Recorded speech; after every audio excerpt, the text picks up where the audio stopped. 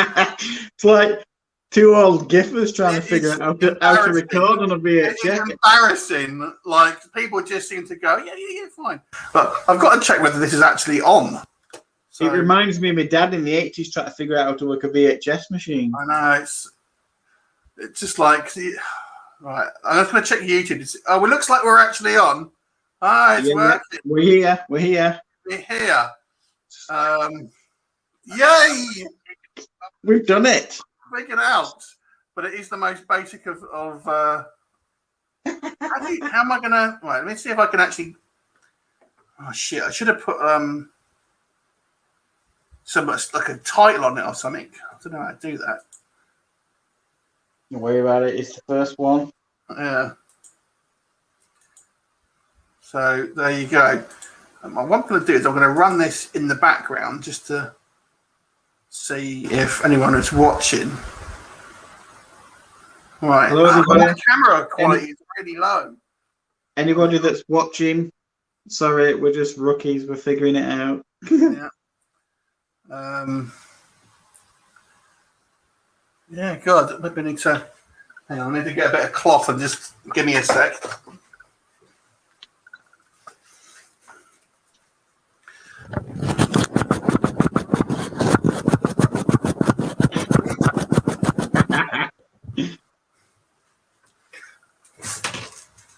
I don't know if that's any better. It doesn't look very good. It must be. How old's your laptop? The laptop. Well, I got it in. Well, that's worse. Oh, Jesus. Right. Okay. I got it in. What's that? Is that cash converters? Ah, £100. brilliant. There you go. I've actually just picked up, I think it was either cash generator or cash converter just the other day, like a mini laptop so that I can create intros for the channel and also so I can upload your reviews because the other laptop that I used I can't use anymore. It were only 50 quid. It was only a little tiny one, so that's all I need it for. Yeah. Oh, yeah, that's all right. That's much better now, the picture. Your picture. Yeah, much better. Just needed to refocus. I've got two cameras. So I've got the camera on my laptop, which is not very good. So I bought a separate webcam, which is a better quality one. But the problem is, it's there. And obviously, to look at the screen, I have to look down. So it's like you see the top of my head. Which is, so I'm assuming this is going out. If anyone is watching this, it is. I'm watching it now. I'm watching it now on my phone. I'm on the tablet now, but I'm also got it on my phone. There's 3 people in the chat right now. They're not doing chat, but there's 3 people watching it. One of them will be me. Yeah, fair enough. So now we've figured it out. We can kind of maybe think of something to actually say because this chat was rather impromptu without actually having any real thought about what to say. Because we've figured it out now, what would be nice if we could do this fairly regular? Do you know what I mean? And invite people, yeah. I mean, it'd be nice to have Carlos and Carlos and stuff. I mean, Paul would have been great for this, but it's a real sad. Adrian, how's it going? All right, you want to join? We don't know what we're doing, but Adrian, happy to join. Hey, we figured it out. We're not that old, really. We are. We are old. And we don't I'm older than you. And it's how old are you? 48. Well, you're a year older than me. But still. Doesn't that count? It took us to be fair, it's taken us months to figure this out.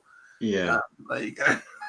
But I've been wanting to do this for a while. It's nice because I see a lot of these channels doing the live chats and what have you. So just talking about movies, just talking about anything really. And sometimes I join the streams and put stuff in the chat, and I think it'd be nice to do that on my channel and for your channel as well. Do you know what I mean? Both joining each other's, it'd be nice. Yeah, it'd be cool. I mean, obviously now we've actually figured out the mechanics of how it works, even though it is not flashy. Obviously we can kind of do it maybe a little bit more. But this was Aaron's program. The ones I downloaded were shite. This is a nice basic one. Nice basic one. That's how it starts. But that's how I got into.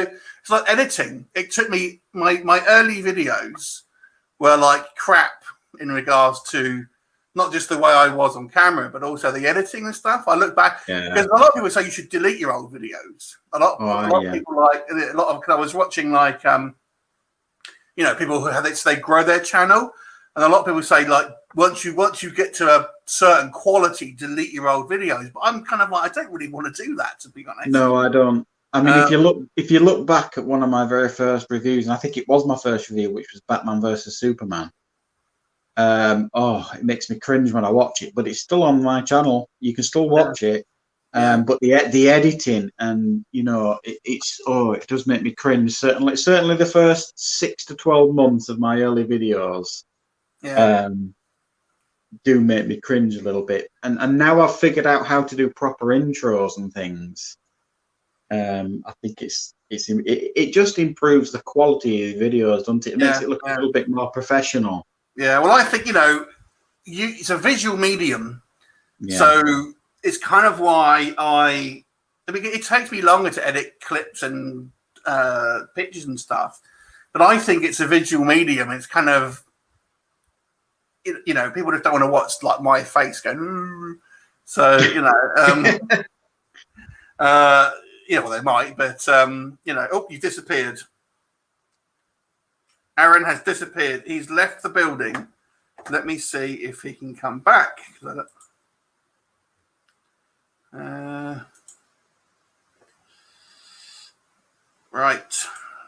You're back, Aaran?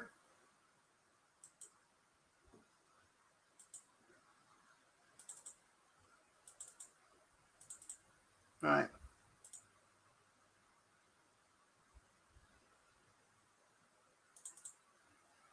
Right. Aaran, I don't know if you can hear me, but you disappeared, and I can. Oh yeah. Back. Yeah. I don't know what happened there. Did you press something? I did. I pressed the backup button on my tablet by mistake. All right. Mild panic, everybody. Don't worry. So Adrian's just had a comment, and it says, I think your YouTube algorithms are improved if you delete old videos that don't have many visits. So. Yeah, possibly so. But if you like, I think it's also part of the journey for yourself. You know what I mean? I think it is important. Sometimes you need to have that almost starting block. I mean, I don't always put an awful lot of stock in the algorithms and this, that, and the other. I mean, people say, you shouldn't do this and you shouldn't do that. I mean, to be honest, just do what makes you happy on your channel, really. Do you know what I mean? And then you'll either get subs and views or you won't, And you I've tend got a to video learn coming out tomorrow, which is, I think I might have spoke to you about it. How kind of like, if you're not signed in, then like anything which is slightly edgy gets kind of like hidden. Yeah. So I've got a video about that coming out tomorrow, and I don't think people, because it's the interesting thing with that one, it doesn't tell you. I only happened to find out purely because I looked at my work computer and just checked out my channel. I've never used my work computer for anything like that. I just do work at work, believe it or not. But I just happened to look at it because I just wanted to see what a new subscriber would see, so to speak. And all of my horror reviews just not there. It just says video unavailable. But if I sign out of my own computer, if I sign out of this one, you can see them. It's only when it's like a different IP or something. I don't really know how it works, but I've done like a video about it, which will be out tomorrow. So probably I'm wrong, but there you go. The blue corner. They do frustrate you, YouTube, because they're constantly changing the goalposts. It really does get on my nerves, really. Yeah. And I haven't actually checked mine. I'll have to go into my dashboard and see if there's anything on there, or if there's been an announcement on there or anything. I don't often check it myself, to be fair. No. Dennis says Leo has way too many videos for it to be worth it. I think this day and age, everybody has a YouTube channel, so it's hard to grow no matter what. It's not easy to grow, definitely not. I think you just got to be consistent, to be honest. I think, do you know what? I had to look through my old subscribers because, and there's so many channels that I just forgot about that just don't do anything anymore. And it's like, geez, there's like, because I just went to I had like hundreds of people that I subscribed to. And I just thought, I'll just clear out ones that I don't really watch. And there was like, shit, you know, loads of people, Menace and Mayhem, Todd, I forgot his name now, but a whole bunch of people that like just kind of like have to stop doing it.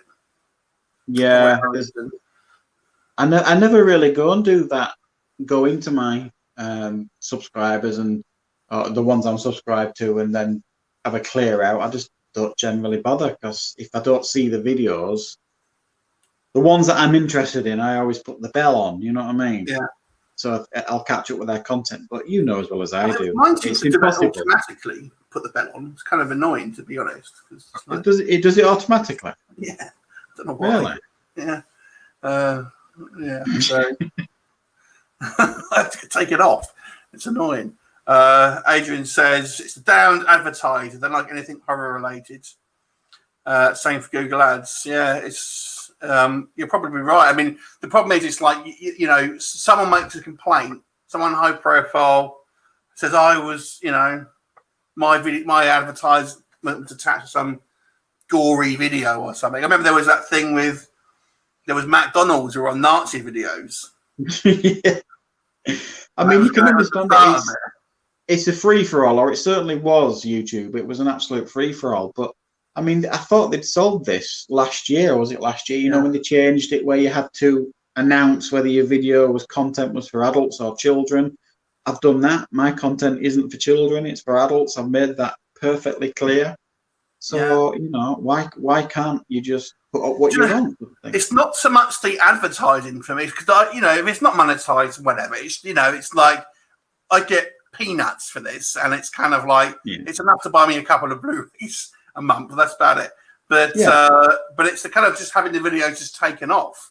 That's the sort of thing. I mean, I could handle if it wasn't monetized. That's one thing. Yeah. But having them just kind of hidden, I think partly it's that new child thing, where you have to sort of say you know, I don't know if you've done it. You've got to say whether your channel is suitable for children, and obviously I put no. And then essentially, I think it just kind of looks at it with a magnifying glass. Again, a video about it tomorrow because I've kind of got into a bit more detail about it, and you're going to see. Davian Donaldson, hi Leo and Aaron, happy birthday and okay. I absolutely love Geek Legion of Doom YouTube channel because it reviews my kind of films, and I like watching. Well, we like having you here, and obviously I subscribe to Aaron as well because he at Screenstars because he does very similar content to mine.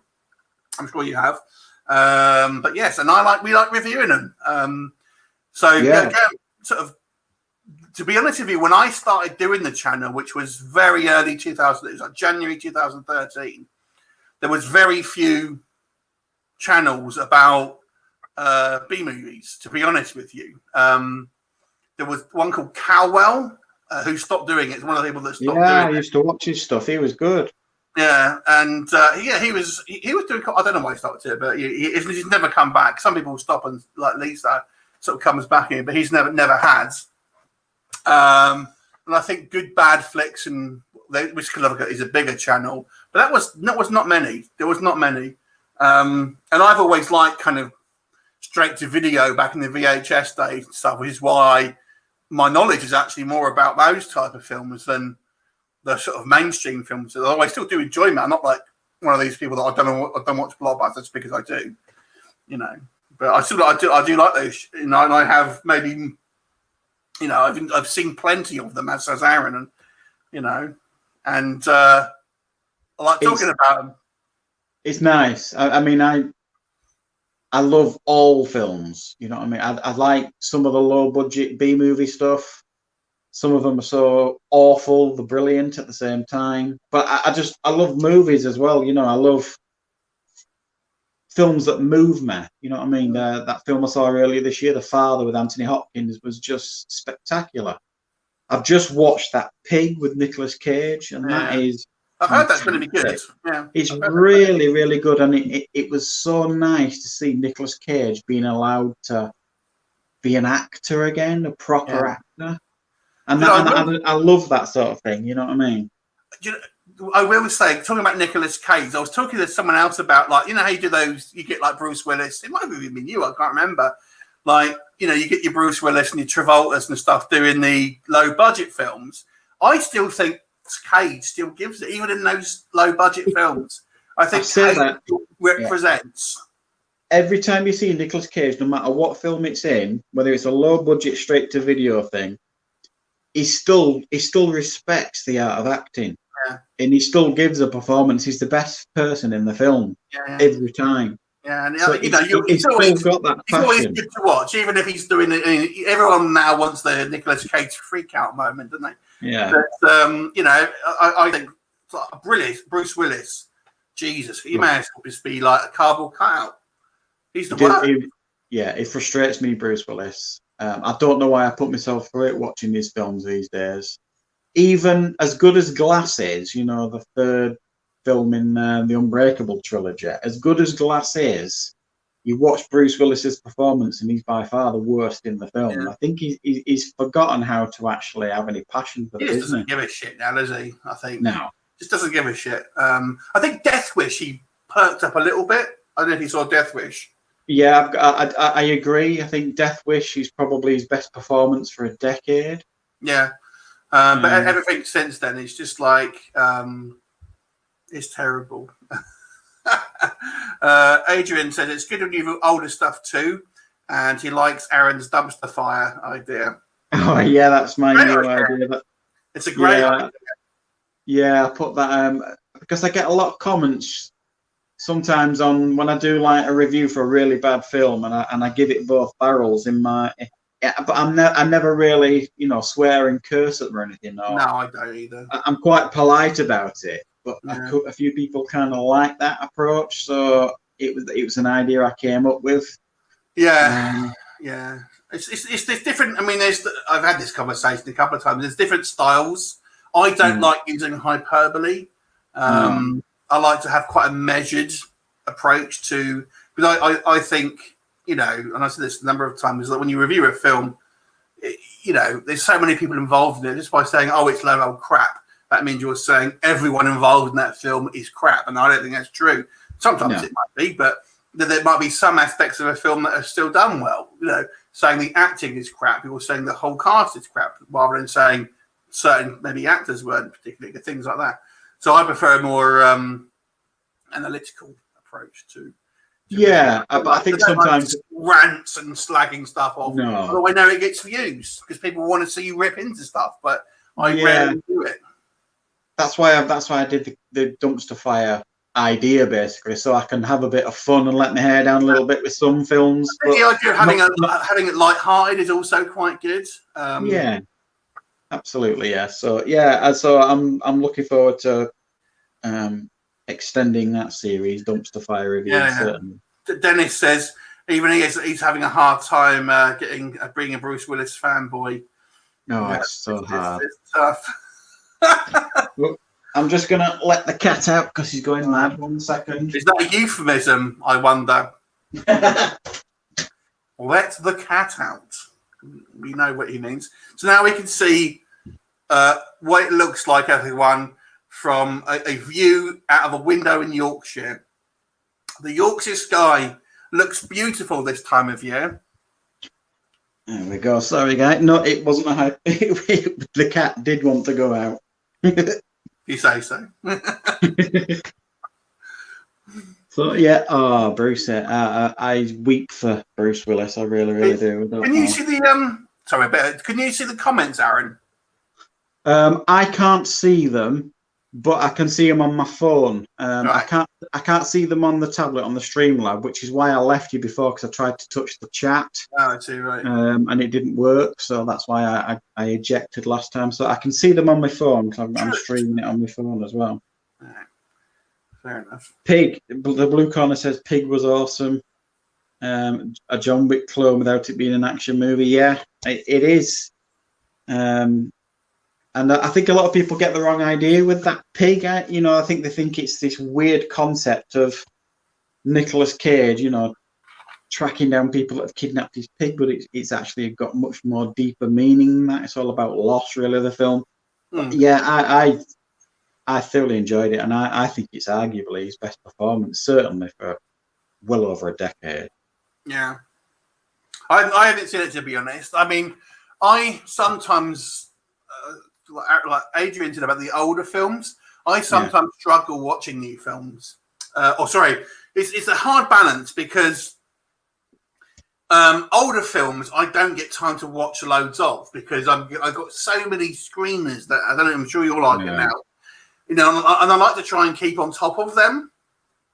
You know, because if someone asks me to review their film, I feel a little bit obliged to. And then I don't have a lot of time to watch because obviously I work full time, and I don't have a huge amount of time to watch older films. But if I'm on a week off, sometimes I have a week off and I'm not doing anything, right, I can cane a load of old films and get them watched. So I was off last week, so I've managed to do some older film reviews, and I've kind of like recorded them, and then they're all like scheduled up until like I think last one is maybe tomorrow, to be honest. But I've got a schedule that I try and stick to with my channel. So like the beginning of the week, Monday, Tuesday, Wednesdays tend to be like new releases or screeners. Maybe Thursday as well. Friday, if there's been a big cinema release, that might be for that day. But then like Friday, Saturday, Sunday is when that's when I'll do like reviews for other things, or I'll do my top 10 lists, I'll do my classic film reviews, all that kind of stuff. So traditionally I've found, I don't know if you find it, if you put like a new release up on a Saturday, they don't get anything like the views they do if you put them up on a Monday or a Tuesday. They don't seem to do as well for me if I put them up on a weekend. So which is why I tend to do the top 10 lists or things like that on a weekend. To be fair, I haven't really noticed days, especially because it just according to the analytics, the best time to put them out was about 3 o'clock. Yeah, I tend to put them up about 4 o'clock, maybe something like that. I used to put them about 6. But if I'm doing 2, because I don't like to put more than no more than 2 videos out a day. So I try to have a good gap between them. Although some of them I'll get sent a trailer, they'll go put this out, and I'm not expecting it, so I just have to whack it out then and there, you know. I never bother with the trailers, to be honest. I mean, I get sent quite a lot of screeners, and they'll say, you know, please share the trailer sort of thing, and I never generally do, to be honest. Some of those trailers have got me some decent views, to be honest with you. There was and it's really random. Like I got the City of Gold, and it was like a Vernon. Who's the one from Mad Max? Vernon Wells, is it? Vernon Wells, yeah. Vernon Wells. It's like his film of his. And it just kind of like shot up. It was just like, and I got, you know, a reasonable amount of money for it, to be honest. And I was like, but the best trailer I ever put up was I got talking to the manager. I got talking to the director of a couple of movies, and she directed the one called The Doll, which was it was about the human Barbie woman who's like a serial killer, and I had the premiere. I had the first trailer. No one else had it. She put it, you know, she let me put it up on the channel, and that's I think it's like the biggest one. It's like nearly 1 million views now. Wow, that's fantastic. But it got demonetized, so they didn't get any money from it. But you know, well, that's why I'm not keen on doing trailer reactions so much anymore. I mean, I've dabbled back into them these last few weeks to do some, but they really annoy me because you'll take the time to do a trailer reaction and it'll either get demonetized or it'll get blocked. Yeah. And it really pisses me off. It really does get on my nerves, that, you know. So then it puts me off doing them for a few weeks. So I'm not keen on trailer reactions anymore. I think I'll still do them occasionally, but they frustrate me. Adrian says measured reviews are why both your channels work, and there are some ranters out there who just mock movies and are easy targets such as Shark Exorcist. Yeah.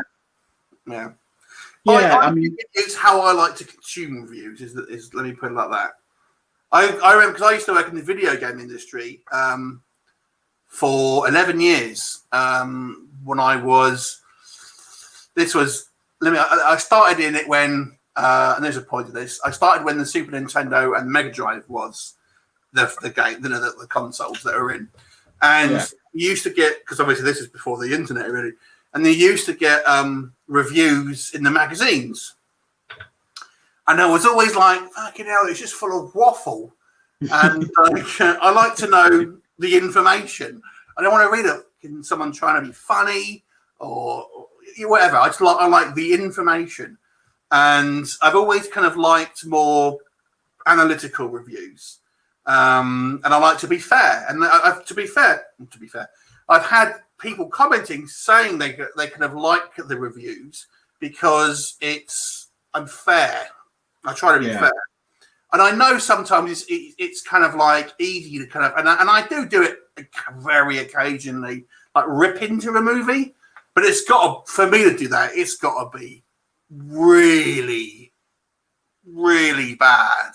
For me, I think it's fair game to have. I mean, like I say, I don't rant at films, but like that Jiu-Jitsu film from last year, I think it was the Nicolas Cage one. That was an appalling film. I'll give that both barrels, generally speaking, especially if I paid money to watch it. Because I don't get that level of screener sent to me yet. We get the ones below that level, don't we? Generally. So I paid to watch that film, and it was absolutely abysmal. So I thought, well, I've paid money for it. It's fair game. Do you know what I mean? Yeah, fair enough. Same with cinema. If I go to the cinema and I pay money. I feel less guilty about ripping into bigger budget films because no one's going to watch my videos about that who are involved in the film. So it's kind of like, I'll kind of rip in. And to be fair, they've got a bigger budget. I think, people will look at this. Films that have a smaller budget, I'm aware of the limitations. Yeah. So I don't expect the same level of production. So I'm a bit more forgiving to a point. Obviously, I still expect a film. It's where a film, for me, if a low budget film fails on areas that aren't budget related, that's when I'll come down on harder on it. If it's got like a shit story, if the script is crap, because it doesn't cost anything to write a good idea.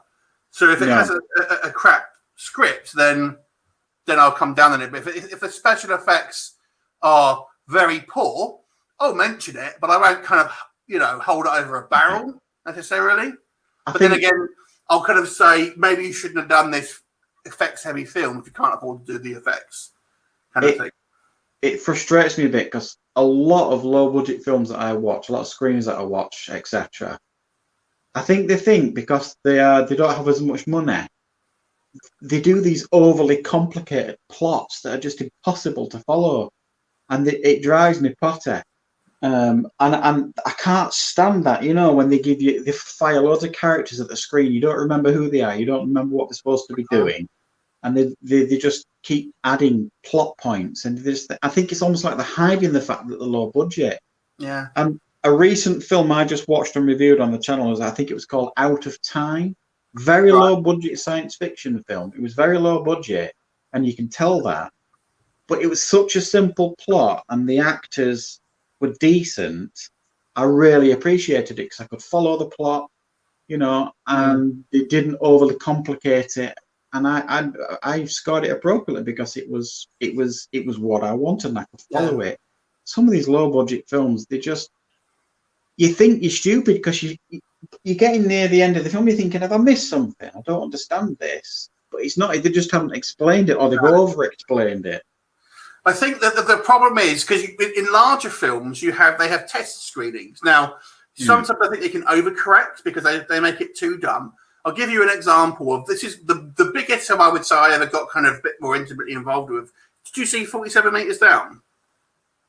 No, I've never seen them ones. No. It's a good movie. It's a good movie. But anyway, I'm going to spoil the ending for this, right? So if you haven't seen 47 Meters Down, but the ending basically is the conceit is there's two women trapped under in the sea in like a fallen down shark cave thing, right? Cage, what's it? And they're running out of air, so the people above but they can't get to because there's all sharks in the water. So they're dropping new air tanks down just so they can breathe. And they say like the problem is that if you're switching air tanks, it can cause hallucinations. And that's going to be a part of the film then. And in the end, basically, we see them trying to escape. We see a scene when they're trying to escape, but then it's revealed it's actually a hallucination. And I won't tell you how the actual kind of film ends, but it is interesting because that's one of out of all the reviews I've done, that is the biggest review. And as such, it's got the most comments. And just kind of like reading them, so many people didn't understand the ending. Or they thought it was like, oh, it's crap. It's just like, they've kind of, to me, they've kind of like dropped in there what it was, but they really needed it spelling out for them. They didn't understand it. It was amazing to me how many people still didn't understand the ending when I thought it was relatively straightforward. You know, it had a twist in it, but it was, you can kind of, it made sense to me at least. But it was interesting because it just showed me how many people just didn't get it and why, at that point, you get movies having test audiences to dumb them down, just to kind of weed out any kind of like people going, I don't understand it. And I think that's the problem with blockbusters, maybe with a few exceptions, is that they have to try and make it this mass consumption thing where everyone can kind of understand it. So they simply can't be too... They just dumb them down, don't they? Yeah, they just can't be too over intelligent, shall we call it, because people just won't understand it. And then you have the inverse of that, which is the point you were saying, is where you get the smaller films, the low budget ones, they don't have the test screenings and stuff. So they can do whatever they want because they're low budget. But the problem is then is the opposite is true. And this is what you were saying, is that the films just become like incomprehensible. And it's just like, and I've said it in a number of reviews, why don't the filmmakers, do you remember that Nest of Vampires? Because we both reviewed it. Nest of Vampires. Yeah, there was a film we reviewed recently called Nest of Vampires. Well, I say recently, it was about 5 months ago. It was that memorable. Anyway, you slacked it off. And it wasn't very good. It was pretty poor. Chris Sanders, yes, I do remember it. It was appalling. I do remember it. Yeah, because of that guy with that ridiculous Italian accent in it, wasn't there? And that's like, that film, what he should have done, and if it were me, if it was and this is the problem when you have small indie films, is like they'll shove it to like their mate. Oh, what do you think? Yeah, it's great. And no one's going to say anything because like they want to be involved in it, or this is what a producer should do. They should be the one pushing back. But I think low budget films don't do that. Or if they do it, but they don't have test screenings, and if they ever do show the film on TV, it's normally a bunch of like their mate to just go, yeah, it's great.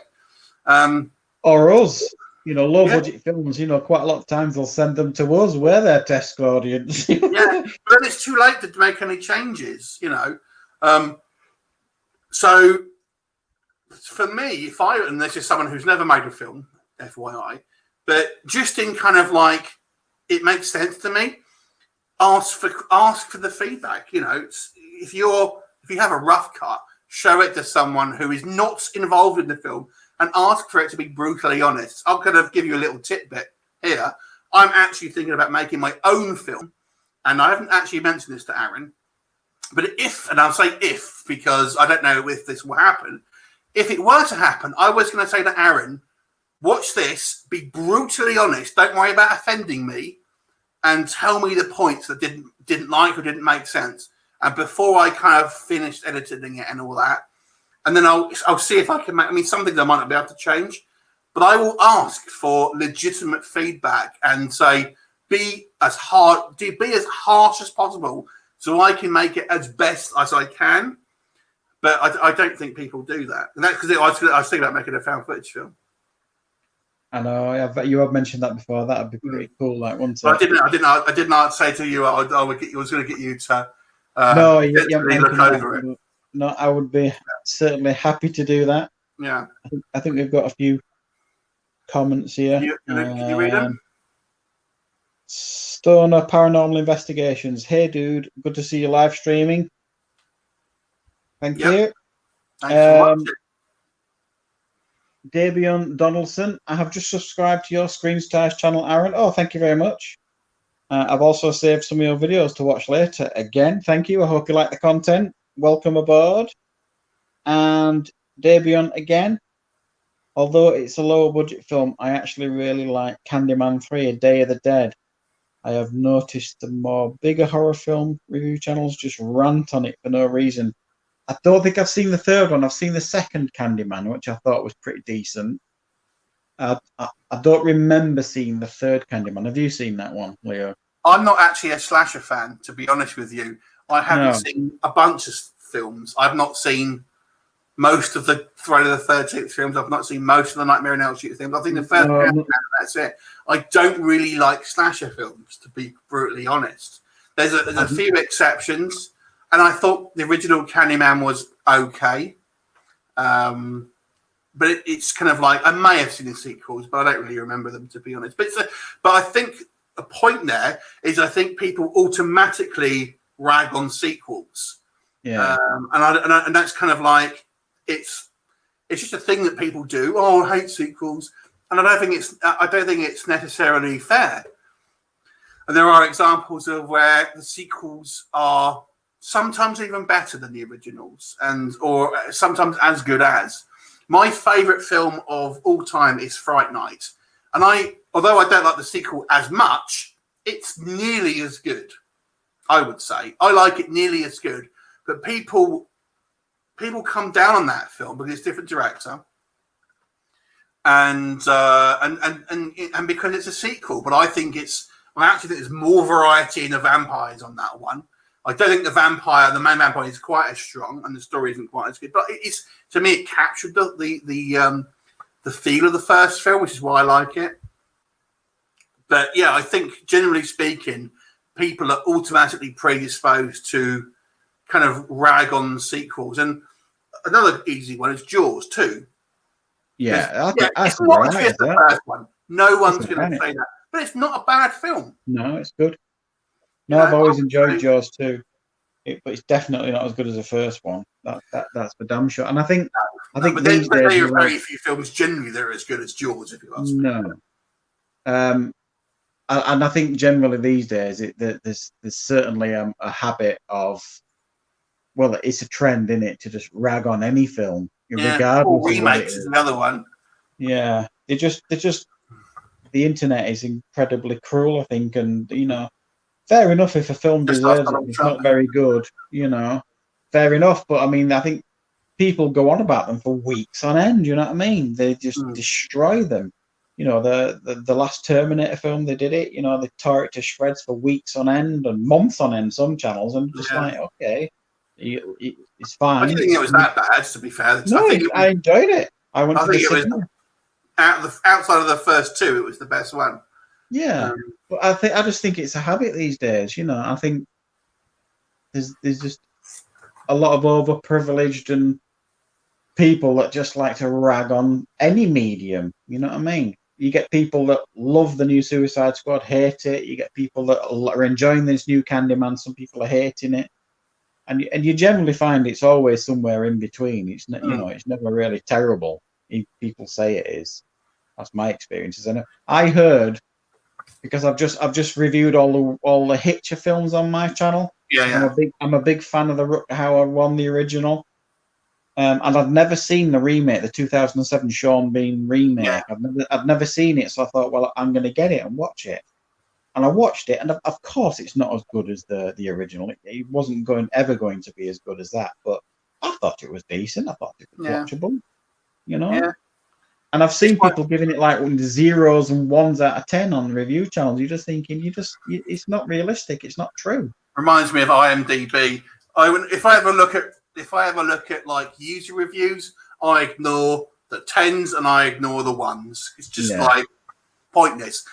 10 out of 10 to me is perfect. It means it's beyond reproach. Yeah. Because that's what you're saying. If you're giving something full marks, there's got to be practically nothing wrong with it. Yeah. Otherwise, I've given full marks to some films, but we're talking like The Outlaw Josie Wales, or if I ever reviewed Jaws, it'd be a 10 out of 10 sort of thing. Jaws is probably a 10 out of 10 film. But the thing is, it's like, how do I approach a film that because it's like I'll just be it's great, everything about it is perfect. You know what I mean? Like Jaws, I would say The Thing is probably a 10 out of 10, to be honest with you. I can't really think of anything negative that I would say about that. There's a few films that are 10 out of 10, but they are a handful of films. A 9 out of 10, well, for me, a 7 out of 10 is pretty high. Yeah. That's a recommendation of it, a 7 out of 10. And it's hard as well because we review a lot of films, the low budget films that are if I watch a screener or a low budget film and I give it a 5 out of 10, that means it's half decent. You know what I mean? Because most of them are less than 5 out of 10 because of the quality of them. If I give you a new release and it's a film that's been sent to me for a screener, and if it's getting a 6 or even a 7 out of 10, it's a strong recommendation. To me, if I'm reviewing the new Spider-Man film or the new Ghostbusters film later this year and it's a 7 out of 10, that's a disappointment. You know what I mean? Because I want it to be an 8 or a 9 out of 10 when I watch them, them sort of films, because of all the resources available to them to make them. Yeah. A 5 out of 10 to me is an average. It's the middle score. It's an average. It's neither good nor bad. It's just kind of like meh. It's watchable, but I think it's completely forgettable for the most part. But again, going back to when I worked in video games, it was just like I remember the reviews of everyone would consider anything less than 70 a bad review. I thought, how is like 70% bad review? Doesn't make sense to me. Everyone it has to be in the 90s to be considered a good review. So it doesn't make sense to me. And just like it's just like it may be crazy. Anyway, that's Dennis from the Blue Corner. The Friday the 13th franchise has sequels that is better than the original. And he also says, and if you don't give a full 10, you think it's people think it's a bad movie. People are weird. Yeah, exactly. But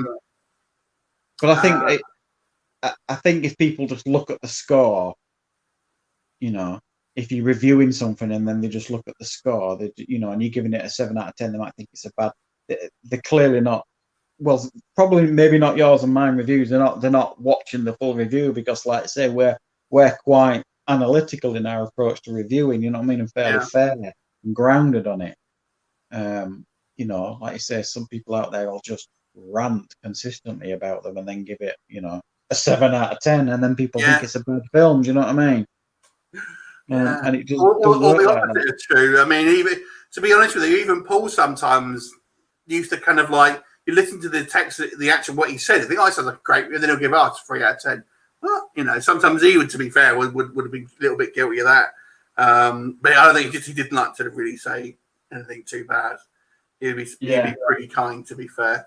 I used to like Paul's approach to review, and I thought it was really fun because, like you say, you'd be watching his reviews and he'd be giving you all this. He had this really unique way of reviewing films, didn't he, Paul? And then, like you say, you get the impression he's really enjoyed that, and you think, oh yeah, and then he'd give you like a very brief score, and he'd be like 3 out of 10. What? Yeah. I think it was a bit of a nightmare for giving away spoilers. It's like, Jesus. Yeah. It's like. But I didn't want to say. So I said, Paul, can you just like dial back a little bit on the screen on the spoilers a little bit? Fucking hell. But yeah, I mean, it was, you know, I don't try and I like people to do their own reviews in their own style, to be honest. So I don't try to dictate, you know, if people do reviews for the channel, then I more or less leave it up to them. To do. And you learn as you go as well. You definitely learn as you go, because when you're quite new on YouTube and you got, you know, between 1 and 500 subscribers, you're still finding I still, you know, and you're probably the same. I might film a review for something, and you know, when you filmed it, you're thinking, yeah, that's a good review. I enjoyed that. And then there's other ones you film and you feel like you waffled a bit. Yeah. You don't feel as though you were just as clear, but you're thinking it'll do, sort of thing. So even now, you know, I mean, I'm not always satisfied with every review I've ever filmed. If I, you know, because I know I could make my reviews more polished. I could edit out the things like that, and I just thought, but I just don't have the time. I could do that, but I would have less videos out, and I'd rather. It means I'd get round to having less films. You know, I would put less films out. You know, less reviews, and so it's kind of like. I'll do the editing with the clips and the pictures and things like that. But generally speaking, once I start talking, I don't generally edit it. And there's sometimes I think I've said something wrong. You know, I've said the fucking wrong director or something like that. You know, like shit. So rather than re-recording, I'll see if I can edit that bit out. But I don't tend to edit out like the stuff like that. And I could do, and maybe one day I will. But it means I wouldn't get round to half the films I could. That's the thing. No, I'm like you. I turn the camera on and that's it. I just go. And occasionally I might have a few notes on my tablet in front of me. If I'm watching a film and there's some I think's important, I'll just write a brief bullet point about that sort of thing. But quite a lot of the times I'll just turn the camera on and it's all from memory, sort of thing. So very much like you, there's quite a lot of and in mine as well. But it looks more natural, and I think a lot of my subscribers tend to like it. And even with even more so with my game reviews, I get a lot of comments from people because my gaming content, for the most part, does better than my film content. The majority, I would say, maybe four of my game reviews out of 10 I'll get well over 1,000 views, some of them 10,000 plus views. So they do really so much better, and a lot of feedback I get from people from my gaming reviews is that they really appreciate my approach to doing those reviews, because I'm just honest and they feel like I'm a consumer just like them, which for the most part I am. Yeah. And that's what you want to hear from, to be quite honest with you, because there is that sort of like, you know, accusations of shilling sometimes and stuff like that. Just going to read a couple of comments. Debbie Donaldson, I think, to be honest, I think most but not all sequels to the original films are better because of the entertainment value. I think the issues with sequels is that a lot of the times it's just kind of repeating, to be honest. Yeah. And then the blue corner, Kay Leach gave Halloween 2018 a 3 out of 5 stars, which I guess is equivalent to like a 6 out of 10. And said it was a good movie, but boy, the hate that he got online for it for the low score. Yeah, exactly. To me, it's like a 3 out of 5 or a 6 out of 10 isn't a bad score. It's actually above average, but it's not like didn't blow you away. It's a good film. It is a better than average film. It's just not amazing. I don't even remember if I reviewed Halloween 2018. I think probably stuff like that. It's so many people do it. You know what I mean? I mean, the most reviewed film on the planet right now on YouTube is the new Candyman, but I will watch it and I will probably review it, you know, because I guess you've got to think about your subscribers. Sometimes they want to know what you think about a film, not necessarily what everybody else thinks, which is why I will generally review quite a lot of cinema releases as well, because I want to see them. So if I've watched it, I'll film a review on it. That's the way my thinking goes. Yeah, anyway. I do. To be fair, I mean, I haven't, because of the old COVID stuff, I haven't been to the cinema a hell of a lot, to be brutally honest. But I mean, obviously, my channel isn't called, you know, obscure film reviews. It's meant, the whole point of it was meant to be geek culture, so I can't really ignore the sort of the mainstream stuff in favour of the more obscure stuff, which tends to be what I actually end up watching more of. But yeah, I review the odd, like, especially the Marvel films, but they just get like 100 views and that's it, you know. But I feel like I should at least, if I've watched them, sort of say what I think. But a lot of it is like, because they are mainstream and they're kind of very much of a certain mold, I think a lot of the reviews tend to be quite similar, to be brutally honest. Yeah. Like you, I mean, the vast majority of the big cinema releases that I review, very few of them will pass 100 views, you know what I mean? It's you get to the point where you kind of know what's going to get views. I mean, sometimes I'll put a review up and I'm thinking that's probably going to do quite well because of the, you know, sci-fi and, you know, and low budget horror tend to do quite well. And sometimes you'll put it up and it doesn't do as well as you think, and then you think, oh, fair enough. And then you'll put something on you don't expect to do well, and you know, within 3 days it's got 2,000 views. Sort of sometimes thing, you know? It's the random stuff ends up doing, you know, it's just that one random will start getting more. I don't know why. I think now, and again, if you watch my video tomorrow, you will see horror stuff probably won't be getting as much views going forward, because there is in YouTube. But there you go. But sometimes I used to find like action reviews got more views than anything else. But the problem is like, because of the way budgets work, the most of the screeners I get tend to be horror, because you can do low budget horror quite, you know, effectively and cheaply. So we don't get as much low budget screeners for action films or, you know, or science fiction. You get a few, but not many. And occasionally you'll get like a drama. I'm like, oh, I can't be asked.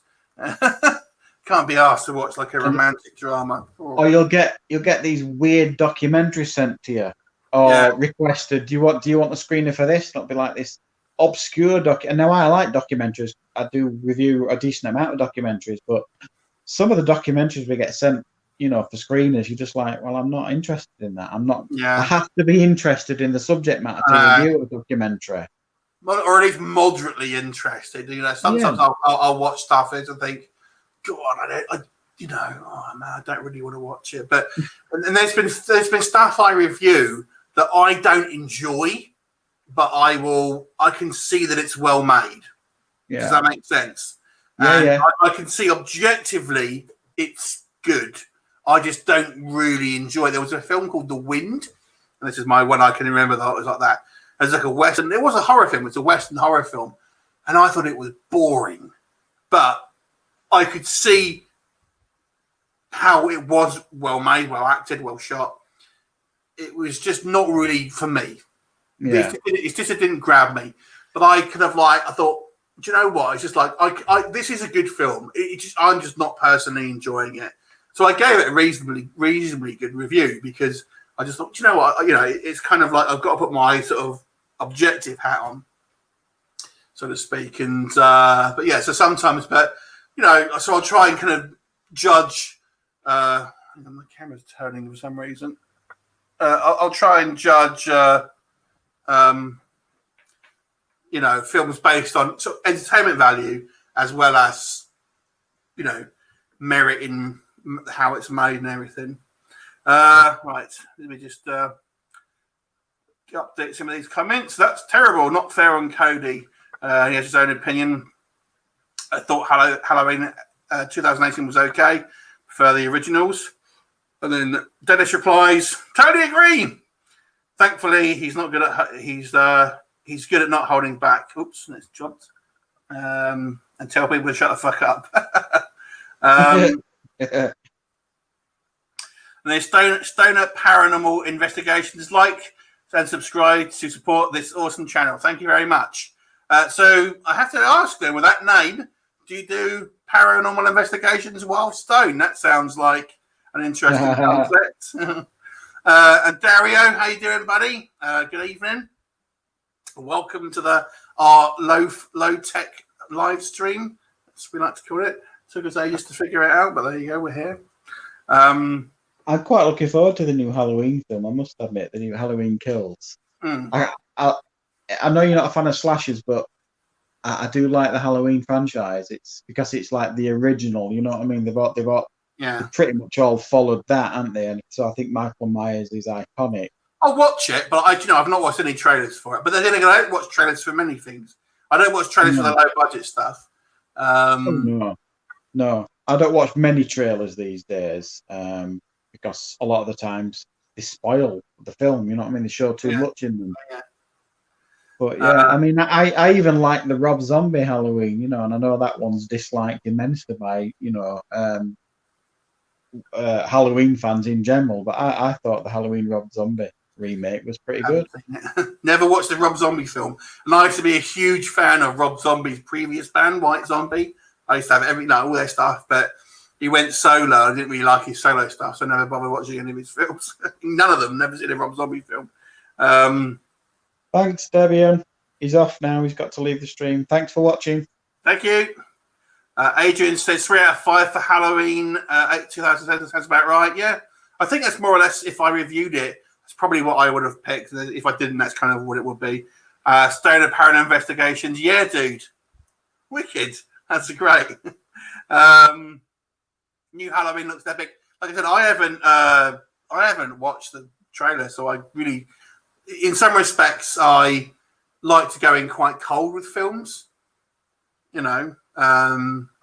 Especially if it's one I know I'm going to watch. Although I must admit, as soon as the Marvel films have a trailer, I'll watch them. But that's basically all I watch. Okay, I kind of watch the occasional trailer that I get sent because I know I'm now going to get a review for the screener. So I'll probably watch them. Yeah. Some trailer. I mean, I enjoyed the new Spider-Man trailer. I thought that was good. I'm looking forward to that. That looks like it's going to be a good film because if it comes out this year, I don't think it will. Well, it's saying December, isn't it? I know, but I think because the Shang-Chi comes out. I don't know if it's in England, but it's going to come out this weekend, and I think if it doesn't do well, they reckon everything is going to get pushed back. It's not going to do well because people are. I can tell you right now, some of the channels that I watch, they're already priming to hate it, and they've not even watched it yet. So they're already labeling that as it's going to be woke nonsense and this, that, and the other. And I can sense a shift in the audience towards Marvel films at the minute. Yeah, I have seen a lot of that, and I've seen like a lot of these kind of. I don't really like to get into political stuff, to be honest. No. But there's a lot of the more kind of like the right-leaning sort of channels. Yeah. That just slam anything which has got like a female lead, or anything like that. I mean, they're all loving the fact that Black Widow is the least performing Marvel film of all time. Well, of course it is. It came out when nobody's going back to the cinema. Yeah. If Black Widow had come out 2 years ago, it'd have made $1 billion. Of course, it would have made $1 billion. I mean, I don't disagree with some of the things that they say, to be honest with you. No. But it just seems like... how they say it. I didn't like the Master of the Universe cartoon from Netflix that came out. I agree with a lot of the points on that, but then I disagree with some of them. So, kind of like, I'm probably, politically speaking, right-leaning, centre-right, to be honest with you. I would be a conservative voter if you're hearing about Aaron's a Labour man, isn't you? But I'm not to the point where I can't be objective about things, and I do think that it's people jump on this kind of band, this kind of this kind of like jump at anything that's kind of like quote unquote woke. And I mean some of the stuff I do agree is kind of like pandering, but I think some of this stuff they've got to include some of it sometimes. It's just the way it is, just the way the world is, It is, but they do clearly go too far with it sometimes. But sometimes I don't think it adversely affects the film. People accuse Black Widow being woke, and even the last Terminator film being really woke. I can understand why you would think that, but I don't think it spoiled the enjoyment of the film particularly. Yeah. Well, and then there's other ones where it clearly does. Like the new Star Wars films, everyone was like, raise the Mary Sue, and I kind of agree. I agree with that. But there's things like Black Widow and stuff. Oh, that a woman that couldn't take down a guy. It's a comic book movie, and she's meant to be a female. Just like you just take it too far sometimes. I think I personally think the 2016 Ghostbusters, the all-female Ghostbusters, is the one. It was the one that started this trend, and that is such an appalling film. You would think that people would look at that and think, well, we don't want to aspire to be like that, but there are some films that do want to aspire to be like that, but it's not what audiences want for the most part, which is why a lot of them aren't making the box office that they want them to. A lot of the time, though, it's kind of like with that Ghostbusters, for example, it was poorly written. It was poorly written and poorly conceived, but people will blame any They'll say it's sexist. Yeah. People, if turn around. Yeah. If you and me, we don't have a voice anymore, Leo, because we're in his 40s and we're white. Do you know what I mean? Brie Larson has no time for us. No. So if we turn around and say, I don't like that film, the 2016 Ghostbusters, and say, well, you're sexist. I said, it's got nothing to do with it. I had nothing against an all-female Ghostbusters film. If it worked, it worked. I'll watch it. And it just didn't work. It was appalling in every way. In fact, I couldn't finish it. I quite like some of the ghost designs. I quite like the kind of the luminous kind of ghost designs, but it wasn't a good film. Staying there, paranormal investigations. You should check out some Rob Zombie films. I should, to be honest with you. And then Blue Corner Counters. Rob Zombie sucks when it comes to movies. His music was much better. I was a huge fan of the White Zombies, although I wasn't so keen on his solo stuff. La Sexorcisto was one of my favorite albums. Stoner Paranormal Projections, then Investigations. Avengers sucked. Avengers sucked. He's more of a DC guy. I'm more of a Marvel guy, if I'm honest. I like them both, but my favorite superhero is Superman. Probably closely followed by Batman, but I love Iron Man and Spider-Man as well. To be honest, I like them both. Yeah. I don't sit in one camp and not the other. I mean, I love the Zack Snyder's Justice League. I just thought it was fantastic. It blew me away, that. I love Man of Steel. I think Henry Cavill is fantastic as Superman. If they recast Superman and replace Henry Cavill, I will be fuming, because it's got to be Captain Britain.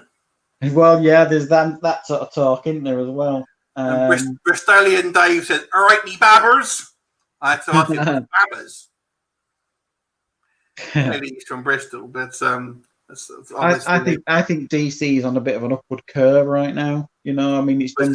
Well, you say that, but obviously it's all down to how much they do financially, isn't it? And as much as I did enjoy the Suicide Squad, it hasn't done. It's not performed at the box office, has it? But then again, I don't think there's going to be many films for the next 12 months that are going to be blockbusters like we used to see, because people just start going to the cinema. But even in comparison to other films of that sort of, that kind of like budget or whatever, it hasn't done. Even pandemic numbers, it hasn't done particularly well. But it's like that thing though, isn't it? Because it's like the last film in this series affects the recent one.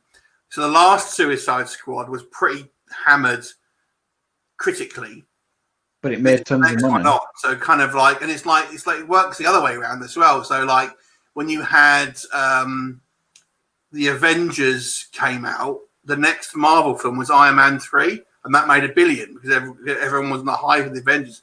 So it kind of works both ways. You have a good film and it will elevate the next film. You have a bad film and it will kind of detract from the next one. It just seems to be the way these things work. I think what they'll do, film companies now, certainly in regards to making movies, I think they'll slash budgets massively. Whereas we used to see like It might not be a 250. bad thing, to be fair. No, I don't. I agree completely. I think, you know, going forward, you know, massive blockbusters should be by maybe about 100 million, because they were costing far too much. I mean, how much did the Avengers Endgame cost to make? Probably about 300 million. Probably more than that, because you've got to think how many big name actors there. And Downey Jr. had like 80 million or something stupid. But that was like, how much did that? That was nearly 3 billion that made, wasn't it? So something like it was the #1 film of all time until they re-released Avatar in China or something to try and get the #1 spot back. Yeah, but they're filmed by Disney anyway now, so it's kind of like, yeah. What they've got to do is re-release Avengers, I think, before the next inevitable Avengers film comes out, and that will, you know, I'm sure that will be back on top. But yeah, I think cutting the budgets, I don't think is a bad thing, really. You know, so we can see some more sensible going forward for film companies, really. You know what I mean? 'Cause it was getting ridiculous, you know, because you were seeing films that were making like 800 million at the box office, and they were still being considered to be failures. And it's like, what are you talking about? You know, because it might have cost 300 million to make, or 250 million, and then they say, well, because of advertising, because of this, it's not even broke even. And you're just like, well, yeah. No. I mean, I remember the massive amount the actors have paid now, and you know, when you look back at some of the films in the 80s, and I know if you adjust the money they made to today's prices, it would be far different. But you look at some of the films in the 80s that are considered classics, and you know, like Commando and even Predator. You know what I mean? They didn't even crack 100 million at the box office. Do you know what I mean? Yeah. And they were considered hit movies. Nowadays, if a film that makes 50 million, you know what I mean, it gets quietly shuffled onto, you know, supermarket shelves, doesn't it? Yeah. Or sold to Netflix. Yeah, I mean, that's the thing. I think, I mean, Dennis from the Blue Corner points out it's going to be quite a while before they do a 1 billion picture anymore. I think you're right. And to be honest with you, I think even when the pandemic ends, if it ever does, but you know what I mean, I think people have got used to watching stuff at home. I don't think cinema will ever get those numbers back. It'll be a long. I agree. It'll be a long, unless as an event film, like an event film comes back that brings people back into the cinema. You'll get the odd one, but you know, the days of getting like $5 or $6 billion picture movies per year, they're gone. I think because people will just wait for it. People have so much content on streaming now, and it's to such a high quality, a lot of it, they don't need to, you know. I agree. And some of the Netflix films are great, you know what I mean? I really enjoy a lot. I mean, some of them are garbage, but I enjoy a lot of the Netflix films, and I review a good portion of them, you know what I mean? I watch a lot of them with my wife on an evening, so I think, well, I'll review it. Yeah. I mean, in Netflix, you know, they spend a lot of money on their content, and you know, it's again, like you're saying, it's a bit hit and miss. But the other thing as well is Netflix tends to be quite experimental in some ways, because they've got so much. They just go, "Yeah, make what you want," you know. Yeah. Or they'll buy a lot of like imported stuff. Oliver Cartoon Studio says, "Hey yourself, Oliver." What I'll tend to do as well with Amazon Prime, I don't have Amazon Prime, but if there's something comes on Amazon Prime that I want to watch, I'll subscribe to it, I'll watch it, and then the next day I'll unsubscribe, and then they charge you something like 49p for that day. So I'm thinking it's just cost me 49p to watch like that Chris Pratt film that came on a couple of months ago. Tomorrow, yeah. Or any of the Grand Tour stuff, because I love the Grand Tour stuff, you know, the Jeremy Clarkson stuff. So when there's a new special coming on, I'll sign up to Amazon Prime for a couple of days. And then you just immediately unsubscribe, and it charges you something like 50p or 70p. You're thinking, well, that's worth it. Any subscription. Why not? It's but they got some good stuff. You know, I really like to mention the Tomorrow War was actually that was a cinema-worthy film, if you ask me. You know, I really enjoyed it. I think it probably was made to be a cinema film, in all fairness, but But yeah, some of them I think are pretty good. But you know, I will go to the cinema, I think, to see the Spider-Man film. Ooh, I'd venture out for that. I don't know if I'll go and see Shang-Chi. I'll probably wait until. Well, I definitely want to go and watch Dune, the Denis Villeneuve's Dune. I'm really looking forward to that. The new Ghostbusters Afterlife. Yeah, I'll see that. Yeah, that's getting really good early buzz as well. There's a few people that have seen it already, like critics, and they're saying it's fantastic. So I'm really looking forward to that. And obviously Spider-Man as well. That looks really good. Yeah, I quite. I mean, Shang-Chi looks all right, but I don't think I'll bother going to the cinema for it, to be honest. Yeah. And it's just, you know, it's expensive because obviously the prices have gone up because obviously they're trying to recoup money. And when's Eternals out? Is Eternals this year or next year? It's meant to be this year, but like I said, a lot of people are saying now that who are insiders are saying that a lot of this stuff that might get pushed because the old you know, the case is going up again in America and stuff. So, you know, yeah, I think even if they released Shang-Chi if COVID didn't exist, I think it would probably flop because it looks like to me that people are preparing to make that a flop almost. You know what I mean? Yeah. To pile on that one, and I think the only Marvel films now, because I've definitely seen a shift of negativity towards Marvel. I think the only Marvel films that will survive that sort of negativity are things like the Spider-Man and maybe the Guardians of the Galaxy and the Thor films. Even the Thor films are seen because they're doing the female Thor. Yeah. You know, there's been people are kind of going, even though she was actually in the comics like that. Yeah. People are kind of like. It's Taika Waititi, so he'll do something really creative with it. So I think it'll still do well, you know. Yeah, I'll see the majority of Marvel films in the cinema. I don't know if I'll go and see Shang-Chi, to be honest. If I do, it will be like in the day. You know. Yeah. I'm not even familiar with that character or story, really.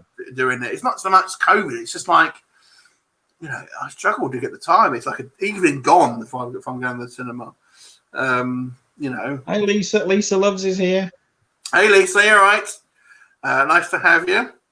Not have you, but, you know, have you here. You styled that one out, Leo.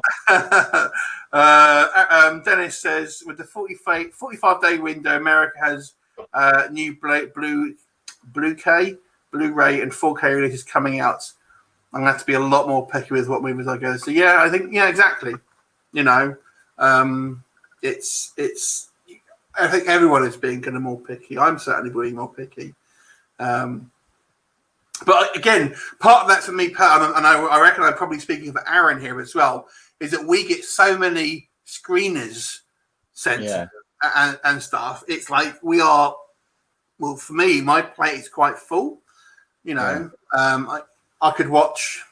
You know, I've got like probably at any time like 4 or 5 screeners like waiting in the inbox to kind of like to get done. Which is why I have the guest reviewers doing it, because I can't do them all.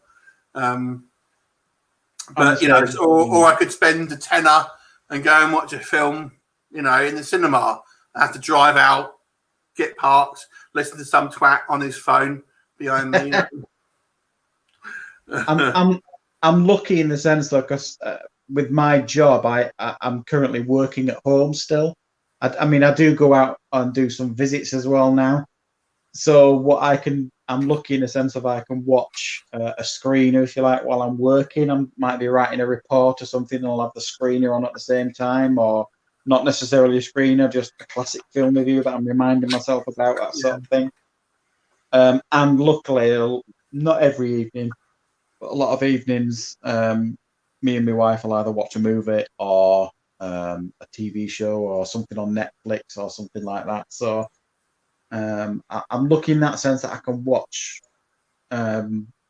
more maybe than some in a sense, but because you put out a consistent amount of videos, and it's hard to keep up. You know, I know it's, you know, it's like I try to put out at least one video a day, And I've got I've got to kind of like schedule them ahead, so I know there's going to be some days where I ain't going to be able to do it. Yeah. So it's definitely, it's hard as well because I do game reviews, and now to review a film, they might be 2 hours long, for example, and you've watched it, you review it. Some games, you've got to put 15, 20, sometimes more hours in to be able to do a decent review of that game. Yeah. So that is hard as well, to find the time to do the game review. I was thinking about buying a console again, actually, because I don't have a console. I haven't had for a long time, but I really enjoyed Skyrim, and I was kind of like, I wouldn't mind playing it again, but I'd want to get like the special, like the remastered version. They're re-releasing it again, believe it or not. I heard, but so I don't, but it means I've got to buy a console for what, because my PC ain't good enough to play games. It means can buy a console for one game. It's like, it's money.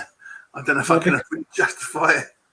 Because PlayStation 5s are out now, you can pick up a PlayStation 4 fairly cheap these days. You say that because I was looking up, because I traded in a bunch of stuff to CX, and I was going to get a PS4. They're kind of like, I said, 230 quid for a last gen console. I'm like, fuck that, and I don't really want to buy it proper second hand just in case it buggers up, Yeah. But I thought if it comes down to about 150 quid, there or thereabouts, I might buy one just to play one game. But there's probably a whole array of games out there that you would probably enjoy. If you like Skyrim, there's a whole catalogue of games that you'd enjoy. I used to be well into. I mean, as I say, I used to work in the game industry, and there was a point where like Oblivion, and then there was like Dragon Age, and I got into loads of those games, but I just fell out of it, to be honest with you. Having worked in the industry for like 10 years, 11 years it was kind of like I just had enough of it. And I was with an ex-girlfriend, and she used to be a real big gamer and that. And so I was at work, and then it was at home. And I just kind of like games, just sort of didn't end up having time, to be honest. And I sort of stopped playing them. But I still could get into it. I really like the Gears of War games, and the Elder Scrolls games are my favourites. Yeah. All right. So a couple of comments here. So Blue Corner, he doesn't have the screener problem. No, I mean you generally would get that one if you do reviews. I know you're mostly kind of collecting updates and stuff, but you end up getting screeners if you do kind of regular reviews after a while. Cartoon Oliver Studios, and this is an unpopular opinion, but I think 2021 has been a great year for film. There's been some decent ones. It's always a mix, isn't it? So better than last year. Your favourite film of the year, then, Oliver? Let us know. Adrian, Blu-ray reviews are a pain. They feel you should listen to the commentaries and watch the extras and give a proper review. That can take 3 hours until the film itself. Yeah. When we used to do Arrow reviews, but when Arrow wasn't such a big company, when they more or less first started, we used to get they used to send us the Blu-rays to review, and Paul used to do them, and he used to watch all of it. But now they've got kind of more established. They don't really do it. They don't do that. They don't do it at all now, to be fair. Occasionally we'll get a screener from them. I've got my eye on the new Arrow Dune release. That looks really good. Yeah. The David Lynch one. Yeah, I think I might pull the trigger on that. I was looking at that just yesterday, actually. It's you got some good stuff on it. The Arrow release of June. I was not a huge fan of that movie. I like parts of it, but I like it. But it's funny you should say that. I just started watching it because I want to do a review of it before the new Dune comes out. And it's years since I've seen it, but I went to the cinema to see Dune in the 80s, and it's probably a good decade since I've seen it. And I know I can understand why people criticise this David Lynch Dune, because it spends so much time explaining itself the first half of the film, but it's still visually pretty stunning, I think. It's really striking stuff. There are elements that I love. It's not, there are elements that I like, but it's a bit over bloated, I think, that version of it. Lisa, she bought a GameCube just to play Resident Evil, that only released on that system, gathering dust in the attic. Keep the box, keep it if you've got the box, because I'll tell you what, games tend to kind of like, they're a bit of a slow rise, but they'll tend to sort of, pick up a bit of value after a while, especially if you keep the box and all that. I've just got an Xbox Series S for similar reasons, really, because Bethesda has been bought by Microsoft, and some of the games they release, like Skyrim, that's Bethesda. They won't be coming to PlayStation; they'll be Xbox exclusive. So I thought, well, I can't stand for that. So if that comes out, if there's an Elder Scrolls game on Xbox, wherever it is, Xbox X, I will get it. I'll get it then, but I won't get it beforehand because I won't play it. You know what I mean? There is a new Elder Scrolls coming out, but like I say, it won't be coming on PlayStation. It'll be on the new Xbox. I'd be tempted, but I don't know if I'd be tempted to buy a brand new console for a updated version of the old game. To be honest with you, I would never get any content done if I if I started that. But for a new game, for an actual new one, then I would be all over that. So yeah, Adrian says he still gets Arrow reviewed on Blu-rays, review discs. I think I still with the emails, but I just never bother responding to them, to be honest with you now. And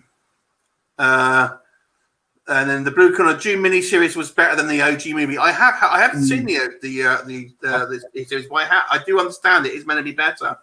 I've got it. It's James McAvoy's in it. I've got the Blu-ray of the June miniseries. Yeah, James McAvoy's in it. It is very good. William Hurt. Yeah. Oliver Cartoon Studios. My favourite movie this year was Luca.